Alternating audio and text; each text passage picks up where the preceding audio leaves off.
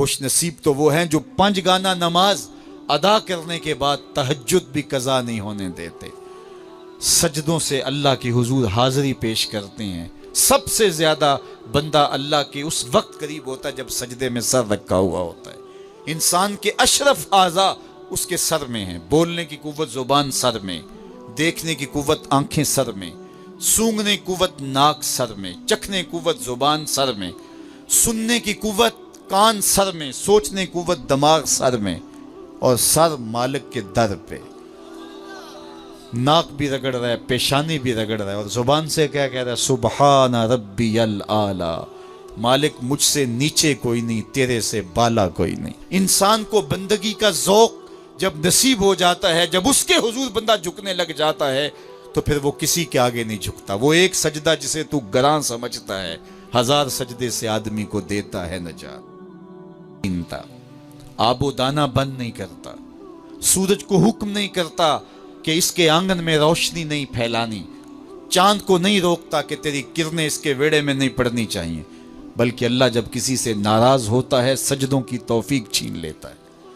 سجدوں کی توفیق چھن گئی تو پھر سمجھو اللہ ناراض ہے، اللہ راضی نہیں ہے۔ اور اگر سجدوں کی توفیق نصیب ہو جائے، کسی نے واصف علی واصف مرحوم سے پوچھا تھا کہ کیسے ہمیں پتہ چلے گا کہ ہماری نماز قبول ہو گئی ہے، تو انہوں نے کہا تھا ایک نماز کے بعد دوسری عطا ہو جائے تو سمجھ لو پہلی قبول ہو گئی ہے۔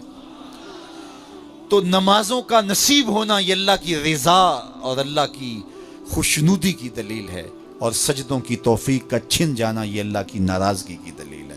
میں اور آپ دیکھیں کہ ہم کہاں کھڑے۔ دیکھیے دولت تو کفار کو بھی ملتی ہے، اللہ دولت اسے بھی دیتا ہے جس سے راضی ہے، اسے بھی دیتا ہے جس سے نہیں راضی، لیکن سجدوں کی توفیق اسے ہی دیتا ہے جس پہ وہ راضی ہے۔ تو 5 گانا نماز شعار زندگی بنا لیجئے، نماز قضا نہ ہونے پائے۔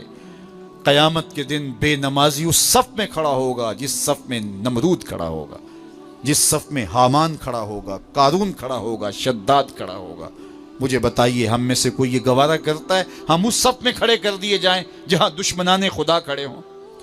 آج کوئی نماز پڑھے یا نہ پڑھے، حشر کے دن حکم ہوگا کہ اللہ کے حضور سجدہ کرو۔ ہر کوئی سجدہ کرنا چاہے گا، جو نہیں پڑھتا وہ بھی کرنا چاہے گا، لیکن بے نمازی کی کمر اکڑ جائے گی، وہ آرزو رکھنے کے باوجود سجدہ نہیں کر پائے گا۔ قرآن بتاتا ہے کچھ لوگ جہنم کو دھکیلے جا رہے ہوں گے، انہیں کچھ لوگ پوچھیں گے ما سلککم فی سقر، تم جہنم کو کیوں جا رہے ہو، کیا ہوا تمہیں؟ تو وہ جواب میں کیا کہیں گے؟ لم نکو من المصلین، ہم نماز نہیں پڑھا کرتے تھے۔ سب سے پہلا حساب قیامت کے دن جو بندے سے لیا جائے گا وہ نماز کا لیا جائے گا۔ پہلا سوال بندے سے یہ ہوگا۔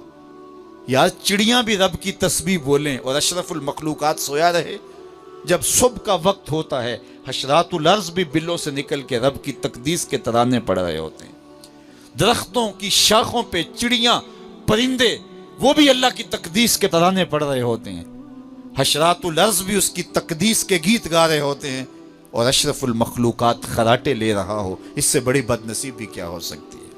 آئیے 5 گانا نماز شعار زندگی بنا لے۔ اس مجلس میں اگر کوئی بے نمازی ہے تو آج عزم مصمم کر کے یہاں سے لوٹے کہ آج کے بعد نماز نہیں چھوڑوں گا۔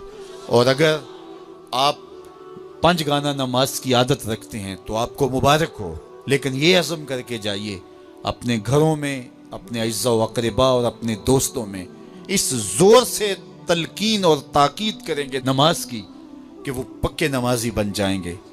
بندہ بندگی سے سجتا ہے، زندگی آمد برائے بندگی، زندگی بے بندگی شرمندگی۔ اگر زندگی میں بندگی نہیں تو زندگی کے پلے ہے کیا؟ علماء نے لکھا ہے کہ یہ سارے درخت حالت قیام میں ہیں، چوپائے حالت رکوع میں ہیں، مینڈک تشہد میں ہیں، اور حشرات الارض سجدے میں ہیں، اور انسان اشرف المخلوقات ہے۔ اس کی عبادت میں درختوں کا قیام بھی رکھا گیا، اور رکوع بھی رکھے گئے، اور سجدے بھی رکھے گئے، اور قعدے بھی رکھے گئے، اس لیے تاکہ اس کی عبادت تمام مخلوقات کی عبادات کی جامع بن جائے۔ لیکن اس کے باوجود اللہ کے حضور سجدہ ریز ہونا پسند نہ کرے تو بتائیے کیسے رحمتیں اس کے اوپر اتریں گی؟